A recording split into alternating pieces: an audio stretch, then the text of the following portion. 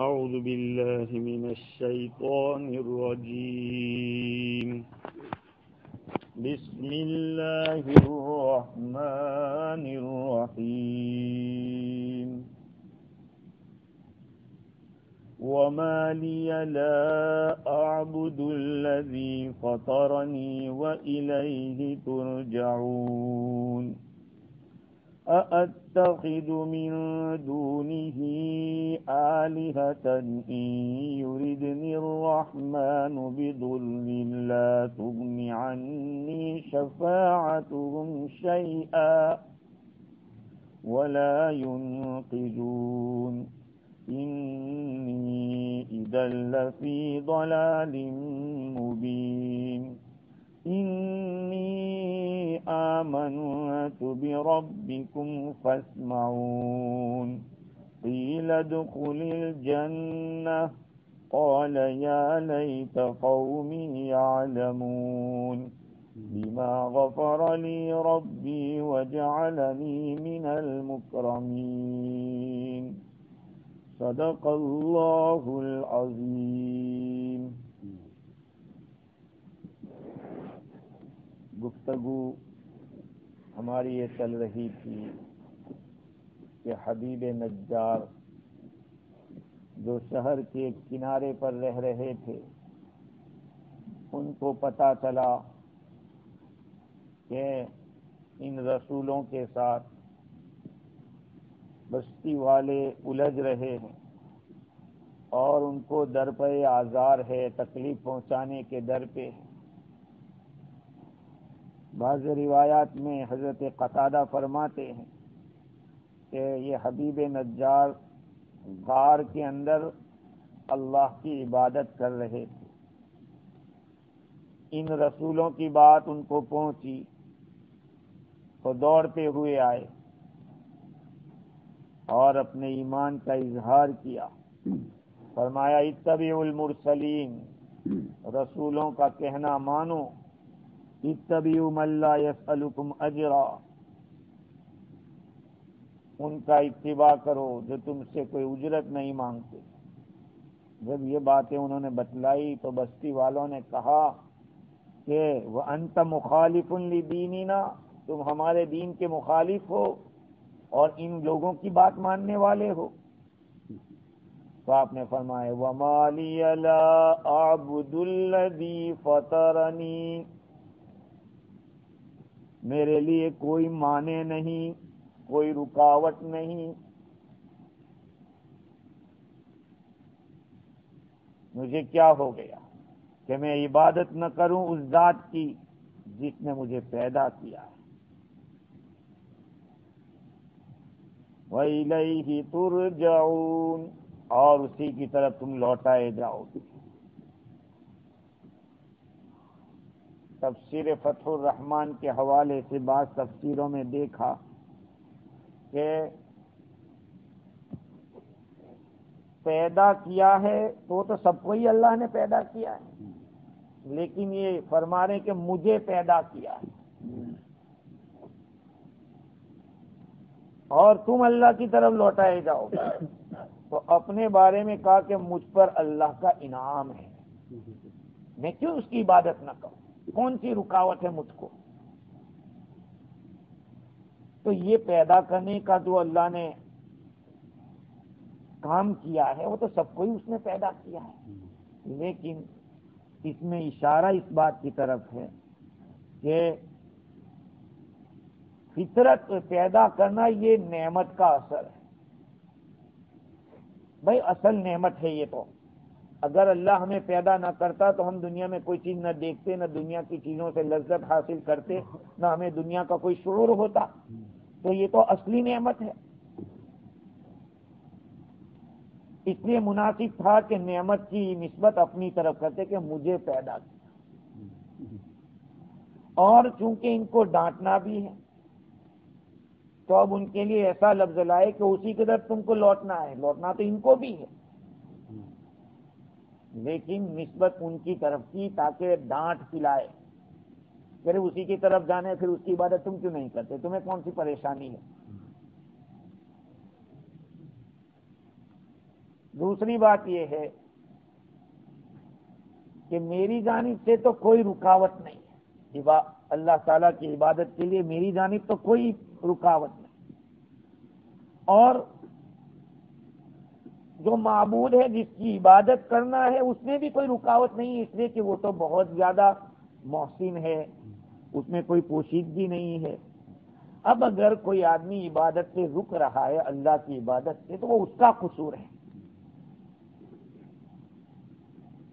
میں تو عبادت کروں گا اللہ کی، کیونکہ نہ رکاوٹ ہے اور میرے اوپر احسان ہے۔ یہ نہیں کہا کہ تمہیں کیا ہو گیا تم عبادت نہیں کرتے ہو۔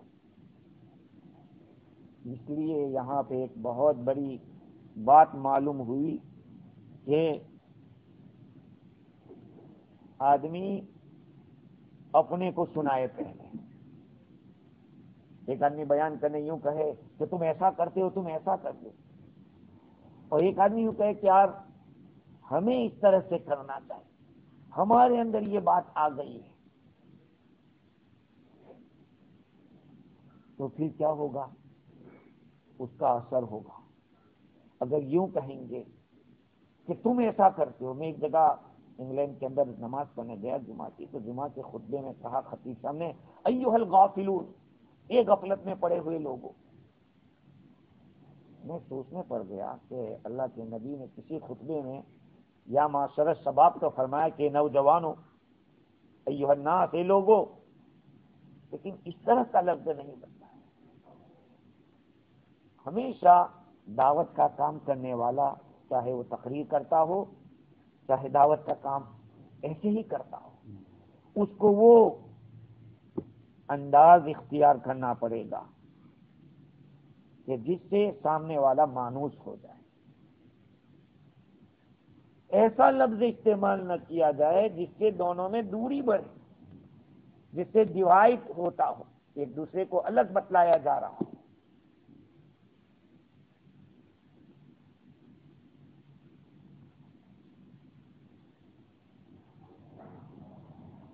صاحب روح البیان نے ایک بات لکھی ہے اور بڑی پتے کی بات بتلائی کہ خالص بندہ اللہ کا وہ ہے کہ جو عمل کرتا ہو فطرت کو دیکھ کر مجھے پیدا کیا ہے، اور اس سے بڑھ کر وہ ہے جو پیدا کرنے والے کو دیکھ کر عبادت کرتا ہے۔ جو عمل کرتا ہو پیدا کرنے والے کو دیکھ کر۔ عبادت کرنے والے کی تین قسمیں، اللہ کی عبادت کرنے والے تین قسم کے ہیں۔ ایک اللہ کی عبادت اس لیے کرتا ہے کہ وہ اس کا مالک ہے، اب اس نے انعام احسان کیا ہے یا نہیں کیا یہ سب نہیں دیکھتا، وہ میرا مالک ہے، بس بات ختم۔ یہ فرسٹ نمبر کا عابد ہے۔ دوسرا عبادت کر رہا ہے اس لیے کہ اس کی طرف سے نعمتیں مل رہی، نعمتیں دیکھ کر کرنا ہے۔ اور تیسرا عبادت کرتا ہے ڈرتے ہوئے کہ نہیں کروں گا تو مار پڑے گی۔ ان سب تینوں کے اندر سب سے اونچا درجہ پہلے والے کا ہے کہ بس وہ تو مالک ہے، میں اس کا مملوک، میں اس کی مخلوق ہوں، اور اس کا حکم ہے، اور میرے ذمہ مملوک کی ذمہ داری ہے کہ مالک کی تعظیم کرے، مالک کا اکرام کرے۔ اس لیے دوسری بات یہ ہے کہ قاضی ثناء اللہ پانی پتی رحمت اللہ علیہ فرماتے ہیں کہ یہ جو پہلا لفظ انہوں نے استعمال کیا، پہلا جملہ وَمَا لِيَ لَا أَعْبُدُ الَّذِي فَطَرَنِي وَإِلَيْهِ تُرْجَعُونَ، مجھے کیا ہو گیا کہ میں عبادت نہ کروں اس ذات کی جس نے مجھے پیدا کیا اور تم اسی کی طرف لوٹائے جاؤ گے۔ فرماتے ہیں کہ اس میں ایک بہت ہی نرمی کا معاملہ ہے کسی کو کسی عمل پر لانے کے لیے۔ نبی کریم صلی اللہ علیہ وسلم نے کیا فرمایا؟ لا يؤمن احدكم حتى يحب لاخيه ما يحب لنفسه، تم میں سے کوئی آدمی کامل مومن نہیں ہو سکتا جب تک کہ اپنے بھائی کے لیے وہ چیز پسند نہ کرے جو اپنے لیے پسند کرتا ہے۔ کیا تم میں سے کوئی آدمی کامل مومن نہیں ہو سکتا جو چیز اپنے لیے پسند کرتے وہ اپنے بھائی کے لیے پسند کرے؟ اس آدمی نے خیر خواہی کی ہے کہ بھائی میں عبادت کرتا ہوں تم بھی کر لو، میں کیوں نہ کروں؟ بھائی پیدا تو مجھے بھی کیا ہے تم کو بھی کیا ہے، مجھے بھی اسی کی طرف جانا ہے تم کو بھی جانا ہے، اس لیے یہ بہت ہی اچھا انداز، اپنے لیے جس چیز کا ارادہ کیا وہی چیز دوسروں کے لیے بھی، اور پھر جس چیز سے اپنے کو بچنا ہے غیر کی عبادت کرنے سے، غیر اللہ کی عبادت کرنے سے، ایسے ان کو بھی روکنا ہے۔ علامہ عثمانی رحمت اللہ علیہ نے اپنی تفسیر میں لکھا ہے کہ یہ جو فرمایا کہ مجھے کیا ہے کہ میں عبادت نہ کروں، یہ اپنے اوپر رکھ کر دوسروں کو سنایا گیا ہے۔ بات سمجھ میں آئی کہ میں کیوں عبادت؟ ارے بھائی میں نہیں، تم کو سنانا ہے مجھ کو۔ کبھی کبھی ایسا ہوتا ہے نا، کبھی آدمی اپنے اوپر لیتا ہے اور سناتا دوسروں کو ہے۔ تو یہ حبیب نجار نے بھی لیا تو اپنے اوپر کہ میں کیوں عبادت نہ کروں، میں نہیں، تم کو بھی میں کیوں نہیں کرنی چاہیے اللہ کی عبادت، اس نے تم کو بھی پیدا کیا ہے۔ وَإِلَيْهِ تُرْجَعُونَ، اسی کی طرف تم لوٹائے جاؤ گے۔ دیکھو یہاں تو اللہ کی عبادت کا تذکرہ ہے، لیکن اب غیروں کی عبادت نہ کرنے کا تذکرہ آ رہا ہے۔ لا الہ الا اللہ اس کے اندر کیا کیا ہے؟ نفی بھی ہے اور اثبات بھی ہے۔ اللہ کے سوا کوئی نہیں ہے، عبادت کے لائق کوئی نہیں مگر اللہ۔ یہ نفی اثبات دو ہے، اللہ کا اثبات بھی کہتے کہ عبادت کے لائق وہی ہے، اور دوسروں کی نفی کی جا رہی کہ اس کے سوا کوئی عبادت کے لائق نہیں۔ تو پہلے انہوں نے اللہ تعالیٰ کی عبادت، اللہ تعالیٰ کا وجود، اللہ ہے یہ بتلا دیا، مجھے پیدا کرنے والا ہے اللہ، یہ توحید ہے، اور وہی عبادت کے لائق ہے یہ بھی بات معلوم ہو گئی، اور اس کے سوا کوئی عبادت کے لائق نہیں، تو اس کا تذکرہ آ جا رہا ہے۔ أَأَتَّخِذُ مِن دُونِهِ آلِهَةً إِن يُرِدْنِ الرَّحْمَنُ بِضُرٍّ لَّا تُغْنِ عَنِّي شَفَاعَتُهُمْ شَيْئًا وَلَا يُنقِذُونَ، کیا میں اللہ کو چھوڑ کر معبود بناؤں گا کہ اگر اللہ مجھے کوئی نقصان کا ارادہ کرے تو مجھے ان معبودوں کی سفارش نہ نفع پہنچائے کچھ بھی، اور نہ مجھے بچا سکے؟ کیوں معبود بناؤں گا دوسروں کو؟ میں اللہ کے سوا دوسروں کو معبود کیوں بناؤں؟ اس لیے نہیں بنانے کا کہ اگر اللہ کی طرف سے مجھ پر کوئی مصیبت آ جاوے تو جن کو میں بناؤں گا نہ ان کی سفارش مجھے کام لگ سکے گی، نہ وہ مجھے اس مصیبت سے نکال سکیں گے۔ کتنی اچھی گہری بات ہے۔ اب ہم لوگ کتنی دفعہ یاسین پڑھ رہے تھے، کبھی نہ ہم نے غور کیا پڑھنے والے نے، نہ آپ نے غور کیا، کتنی باری بات حبیب نجار نے کہی، اور وہ بھی کوئسچن، پہلے کوئسچن کیا، کیا میں بناؤں گا؟ یہ نہیں کہا کہ میں نہیں بناؤں گا۔ اگر کوئسچن کے بجائے انفارمیشن ہوتی تو انفارمیشن میں کوئسچن ہوتا کہ کیوں نہیں بنائے گا، لیکن یہ خود بھی کوئسچن قائم کر دیا، تو اب کوئسچن ہے تو سامنے والے غور فکر کرتے رہے کہ بھئی یہ کیوں نہ کہہ رہا عبادت کرنے کی دوسروں کی۔ تو ہر ایک آدمی غور و فکر کرے گا تو کوئی نہ کوئی تو وہاں پہنچے گا، تو دعوت دی ہے انہوں نے اس کے اندر۔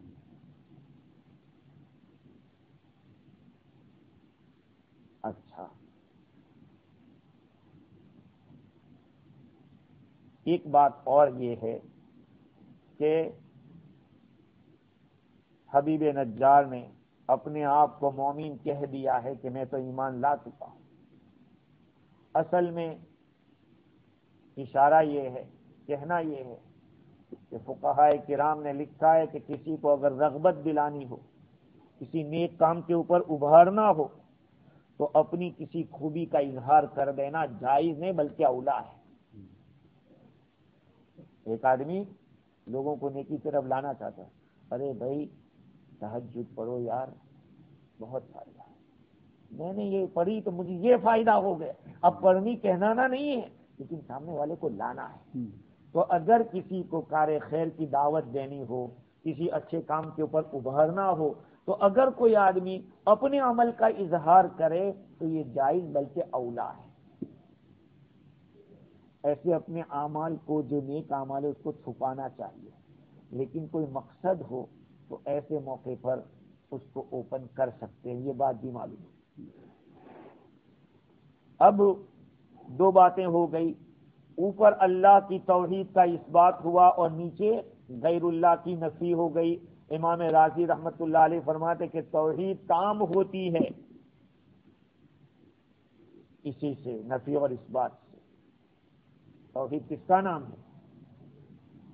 التوحید بین التعطیل والاشراق، شرک بھی نہیں اور بالکل نہیں، ایسا بھی نہیں، بیچ بیچ میں ہے توحید کا راستہ۔ جو کئیوں کو لے کر چلتے ہیں وہ بھی غلط ہے، اور جو کسی کو بھی لے کر نہیں چلتے وہ بھی غلط ہے۔ ایک اللہ ہے، توحید تام ہوتی ہے اسی سے۔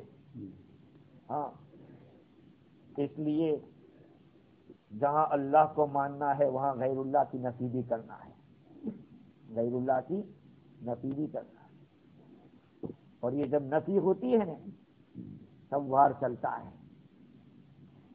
ہاں، حبیب نجار نے اتنی باتیں بتائی لیکن کسی نے حملہ نہیں کیا۔ جب کھلی بات کہہ دی تو شہید کیا گیا ان کو۔ تو اس آیت کریمہ کے اندر بہت ساری گہری باتیں ہیں کہ میں اللہ کو چھوڑ کر کئی معبود کو بناؤں گا کا کیا مطلب؟ جو نہیں ہے اس کو میں بناؤں گا، تو جو نہیں ہے وہ تو کیسے ہو سکتے؟ جو بنائے ہوئے ہوتے وہ خدا نہیں ہوتے۔ خدا کے معنی کیا ہے؟ خدا کا جو لفظ ہے وہ فارسی زبان کا لفظ ہے۔ خدا کے معنی خود آنے والا، خدا کے معنی خود آنے والا، جس کو لایا جائے وہ خدا کہاں ہو سکتا ہے؟ ارے بھائی دکان میں جا کے دیکھا کہ بہت اچھی چیز بک رہی ہے، ایک مورتی اچھی ہے، اس کو لے لو، خرید لو، گھر پہ رکھیں گے، تو یہ خود کہاں؟ یہ تو لائی گئی، تو یہ کہاں خدا ہو سکتا ہے؟ خدا تو خود آنے والا ہے، اس کو کوئی لایا نہیں ہے، نہ وہ جنا ہے نہ جنا گیا ہے۔ تو ایک بات تو یہ معلوم ہوئی۔ دوسری بات یہ ہے کہ من دونہ، جس نے مجھے پیدا کیا ہے اس کو چھوڑ کر میں دوسرے معبود بنا دوں، وہ تو کہاں عبادت کے لائق؟ مجھے پیدا کرنے والا وہ عبادت کے لائق ہو سکتا ہے جو اس کے سوا ہے، پیدا کرنے والے کے سوا، تو وہ خود ہی پیدا شدہ ہے، تو وہ کہاں معبود ہو سکتے؟ اور ایک بات یہ ہے کہ حبیب نجار نے جو بات کہی کہ اگر رحمان مجھ کو نقصان پہنچانے کا ارادہ کر لے، وہاں اللہ کا لفظ استعمال نہیں کیا، رحمان کا لفظ، حالانکہ رحمان کے اندر تو اللہ تعالیٰ کی رحمت کا معنی ہے۔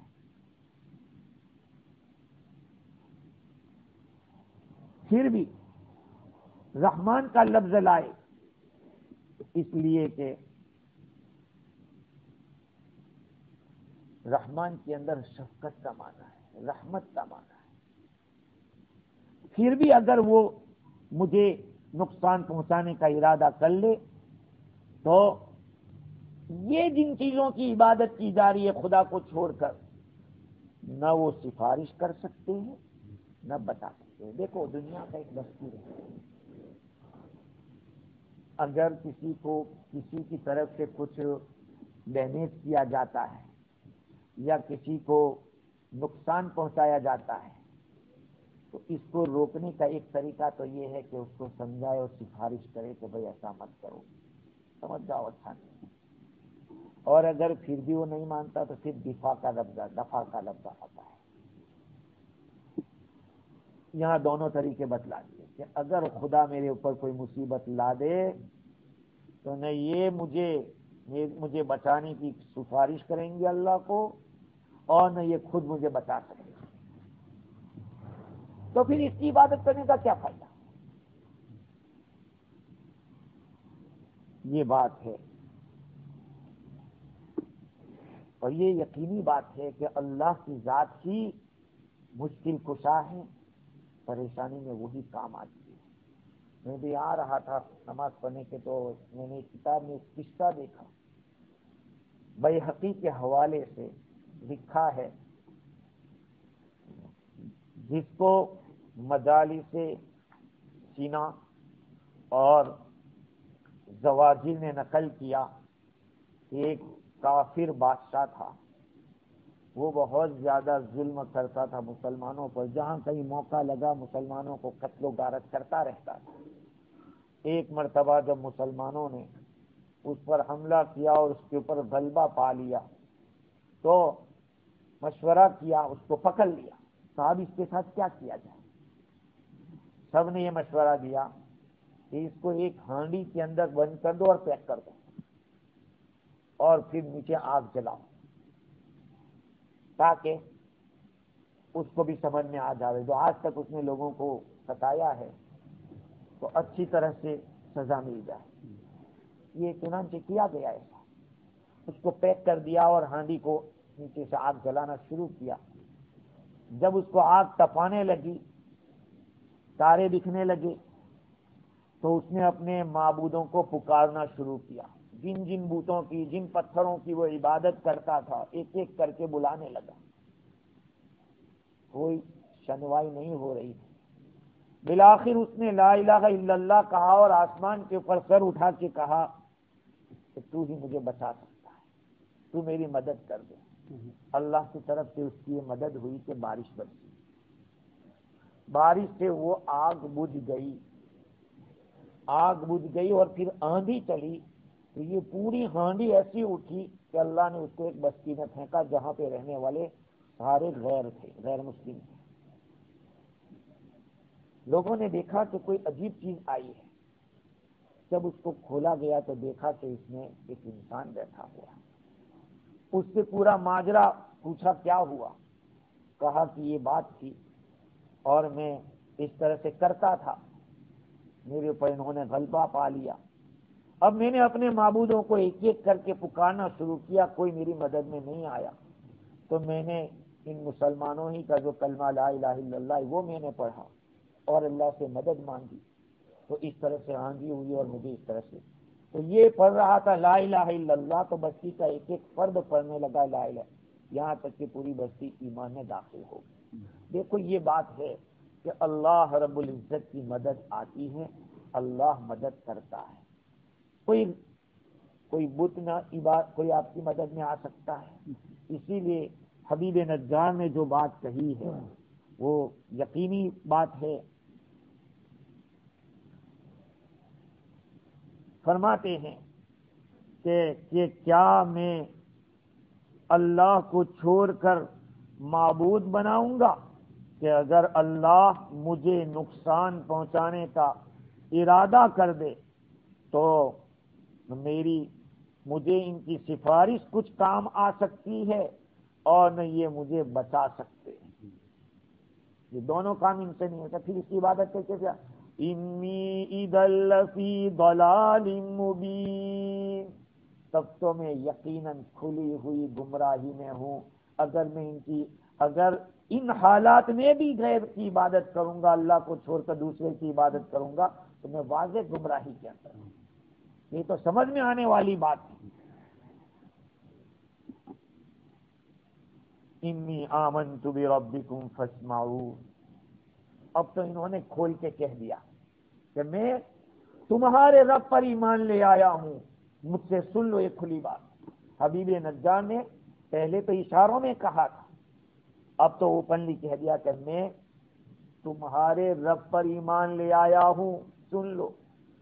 دیکھو جو لفظ بھی استعمال ہوا ہے تمہارے رب پر، کن کے رب پر؟ کیا اس بستی والوں کے رب پر یا رسولوں کے رب پر؟ اگر رسولوں کے رب پر ایمان لائے ہیں تو یہ گواہ بنا رہے ہیں کہ تم گواہ رہنا میں تمہارے رب پر ایمان لا چکا ہوں، یہ پبلک کے سامنے اعلان کر کے کہہ رہا ہوں، یہ کہا۔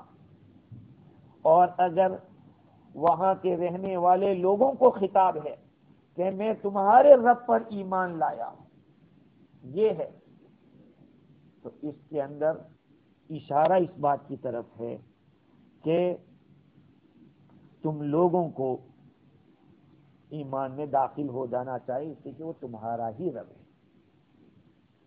یوں اگر کہتے کہ میں میرے رب پر ایمان لایا تو ہر ایک کہتا کہ میں اپنے رب پہ ایمان لاتا ہوں، میں اس کو رب مانتا ہوں، میں اس کو رب مانتا ہوں۔ لیکن جب ربکم فرمایا کہ سب کا رب وہی ہے، سب کو پرورش کرنے والا وہی ہے، تو مطلب یہ ہوا کہ بھائی میں جس رب پر ایمان لایا وہ بھی تمہارا بھی رب ہے، تو میں لایا تو تم بھی لے آؤ۔ اور انہوں نے کھلے عام کہہ دیا تاکہ سب سن لے اور دنیا والوں کو پتہ چل جائے کہ مومن کی قوت ایمان کا مشاہدہ لوگ کر لیں۔ ابو جہل ایک مرتبہ اس کے پاس ایک بت تھا، ابو جہل کے پاس تانبے کا تھا، تانبے کا، وہ ہمیشہ اس کو اپنے سر پہ لے کے گھما کرتا تھا ادھر ادھر، اس کی پوجا کرتا تھا۔ اس نے اپنے بت کو کہا کہ دیکھ یہ محمد ہمارے بتوں کو، ہمارے معبودوں کی کھلی کھلی برائی کرتا ہے، تو ایک مرتبہ ان کے سامنے کھل کے کہہ دے، ان کے خدا کو گالی دے دے۔ تو یہ ایک بت کو اپنا جو تانبے کا تھا اس کو اٹھا کے لے کے گیا اللہ کے نبی کی مجلس میں اور اس نے سامنے رکھ دیا۔ تو ہوا کیا کہ ابو جہل نے کہا کہ بھائی کچھ کر، تو یہ بت کھڑا ہوتا ہے، یہ لوگ خوش ہو گئے کہ دیکھو اب کام ہو گیا، اور کھڑے ہو کر اس نے لا الہ الا اللہ محمد الرسول اللہ کہا۔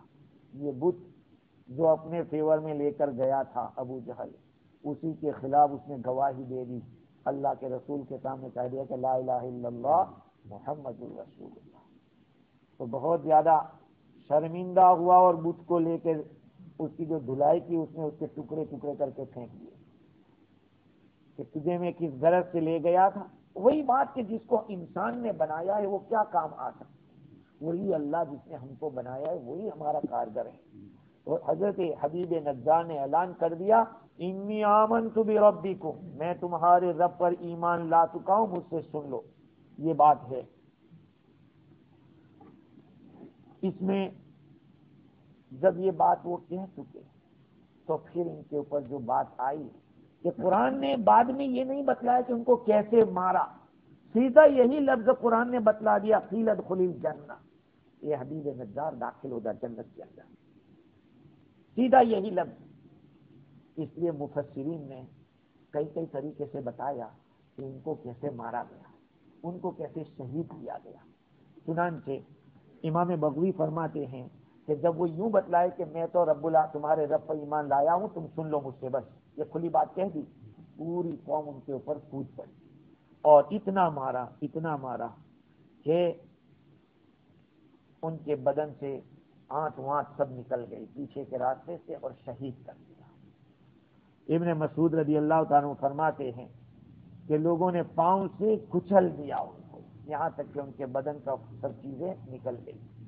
حضرت سدی فرماتے ہیں کہ لوگوں نے پتھر سے مارا، یہ مارتے جا رہے تھے اور یہ فرما رہے تھے اللہم اہدی قومی، اللہم اہدی قومی، میری قوم کو یا اللہ تو ہدایت دے دے، میری قوم کو تو یا اللہ ہدایت دے دے، یہاں تک کہ ان کے عضو کو ایک ایک کر کے کاٹا اور ان کو شہید کر دیا۔ حضرت حسن فرماتے ہیں کہ ان کو گلے کو پھاڑا گیا اور ان کو سولی پہ لٹکا دیا گیا شہر کے آگے کے حصے میں، ان کی قبر آج بھی انطاکیہ کے اندر ہے۔ اللہ تعالیٰ نے ان کو جنت عطا فرمائی۔ یہ ہے شہید حضرت حبیب ابن نجار۔ ایسے واقعات اس امت میں بھی بعض صحابہ کے ساتھ پیش آئے، حضرت عروہ ابن مسعود ثقفی رضی اللہ تعالیٰ عنہ، ان کے بارے میں آتا ہے کہ یہ رسول اکرم صلی اللہ علیہ وسلم کی خدمت میں حاضر ہوتے ہیں، اسلام میں داخل ہوتے ہیں، آپ صلی اللہ علیہ وسلم سے اجازت لیتے ہیں کہ حضور میں اپنے گھر جاتا ہوں اور اپنی قوم کو میں اسلام کی طرف بلاؤں گا، میں ان کو سناؤں گا اسلام کی باتیں۔ آپ صلی اللہ علیہ وسلم نے فرمایا انہم قاتلوک، وہ آپ کو شہید کر دیں گے، وہ آپ جائیں گے، دعوت دیں گے، شہید کر دیں گے۔ عرض کیا کہ حضور اگر میں سویا ہوں گا تو وہ مجھے اٹھا نہیں پائیں گے۔ حافظ ابن کثیر رحمۃ اللہ علیہ فرماتے ہیں، یہ روایت میں نے تفسیر مظہری سے لی، لیکن ان میں کچھ باتیں ابن کثیر نے بھی بڑھائی ہے، لکھی ہے کہ جب وہ گئے ہیں تو راستے میں انہوں نے لات کو کہا کہ لات وات کچھ نہیں چلے گا، عزا عزا کچھ نہیں، تو یہ ثقیف والوں نے سنا۔ اس کے بعد جب فجر کے اندر اذان کے لیے کھڑے ہوئے، آپ نے اذان کہی اپنے بالا کھانے سے، تو انہی کے قبیلے ثقیف سے ایک آدمی نے تیر مارا حضرت عروہ ابن مسعود رضی اللہ تعالی عنہ کو۔ یہ تشہد پڑھ رہے تھے، اشہد ان لا الہ الا اللہ اشہد ان محمد رسول اللہ، جو اذان کے کلمات ہے، آپ کو شہید کر دیا۔ اللہ کے رسول صلی اللہ علیہ وسلم کو ادھر پتہ چلا تو آپ نے فرمایا کہ مثل عروہ مثل صاحب یاسین، عروہ ابن مسعود کی مثال ایسی ہے جو سورہ یاسین میں حبیب نجار کا جو تذکرہ ہے، جس شہید کا تذکرہ، کہ ایسی ہی مثال ہے۔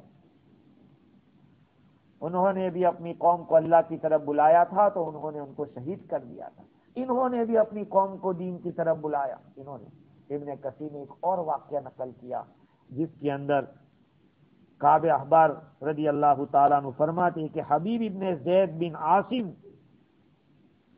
یہ مسیلمہ کذاب کے مقابلے میں تھے۔ مسیلمہ کذاب نے ان کو پکڑ لیا اور کہا کہ کیا تو یہ گواہی دیتا ہے کہ محمد رسول ہے؟ میں گواہی دیتا ہوں کہ محمد صلی اللہ علیہ وسلم اللہ کے رسول ہے۔ پھر وہ کہتا کہ کیا میں رسول ہوں، یہ تو گواہی؟ کہتا میں لا اسمع میں نہیں سنتا۔ پھر یہ اس طرح سے کرتا یہاں تک کہ آپ کے ایک عضو کو کاٹا گیا، جب بھی کہا میں نہیں سنتا، ہاتھ کاٹا، پاؤں کاٹا، اس طرح سے ان کو شہید کیا۔ تو اسی طرح کہا گیا کہ یہ بھی سورہ یاسین کا جو ساتھی ہے، یاسین کے اندر جس شہید کا تذکرہ ہے، ایسا ہی واقعہ ان کا ہے۔ اللہ تعالیٰ نے اپنے کلام پاک کے اندر جو ترتیب کے ساتھ قرآن کی آیتوں کو بیان کیا ہے، واقعتاً اس کی کوئی مثال نہیں ہو سکتی۔ اللہ تعالیٰ نے فرمایا قیل ادخل الجنہ، جنت میں داخل ہو جا۔ بعض مفسرین کا کہنا یہ ہے کہ یہ لوگ جب ان کو مارنے کے لیے آئے، جیسے حسن بصری رحمۃ اللہ علیہ فرماتے ہیں، اللہ تعالیٰ نے ان کو اٹھا لیا اور سیدھے آسمان میں پہنچا دیا اور کہا کہ جنت میں داخل ہو جا۔ بہت سارے مفسرین فرماتے جن کو شہید کیا گیا، اور شہید تو زندہ ہی ہے۔ لا تقولوا لمن يقتل في سبيل الله اموات، جو اللہ کے راستے میں قتل کیے جاتے ہیں ان کو مردہ مت کہو، وہ تو زندہ ہے۔ فلاحیا ولکن لا تشعرون، لیکن تم سمجھتے۔ تو یہ واقعہ ہے، اللہ رب العزت نے اس آیت کریمہ کے اندر ان کا تذکرہ کیا۔ امام قرطبی فرماتے ہیں کہ ان کو اللہ نے آسمان میں اٹھا لیا تھا، اور جب تک آسمان فنا نہیں ہوگا وہ وہیں پر رہے۔ اور شہید کو بھی اللہ تعالیٰ کی طرف سے یہ موقع دیا جاتا ہے کہ ان کی جو روح ہوتی ہے، سبز پرندوں کے اندر اس کو رکھا جاتا ہے، یہ جنت کے بالا خانہ میں ادھر سے ادھر اڑتے رہتے ہیں پرندے جنت کے اندر۔ تو شہید کا بہت اونچا مقام ہے جو اللہ کے خاطر اپنی جان دے دیتا ہے۔ ہاں خیر، ان قیل ادخل الجنہ قال یا لیت قومی یعلمون، کیا فرمائے کاش کہ میری قوم کو پتہ چل جاتا، مجھے اللہ نے جنت دے دی، مجھے اللہ نے کیوں مغفرت کر دی، کاش کہ میری قوم کو اس کا پتہ چلتا۔ یعنی ابھی بھی دنیا سے جاتے جاتے بھی اپنی قوم کی خیر خواہی ہے کہ اگر ان کو پتہ چلتا کہ مجھے اللہ نے جنت دے دی ہے تو وہ ایمان میں داخل ہو جاتے. خیر مزید گفتگو انشاءاللہ آئندہ کل کریں گے. اللہ تعالیٰ ہمیں دین کی صحیح سمجھ دے. قرآن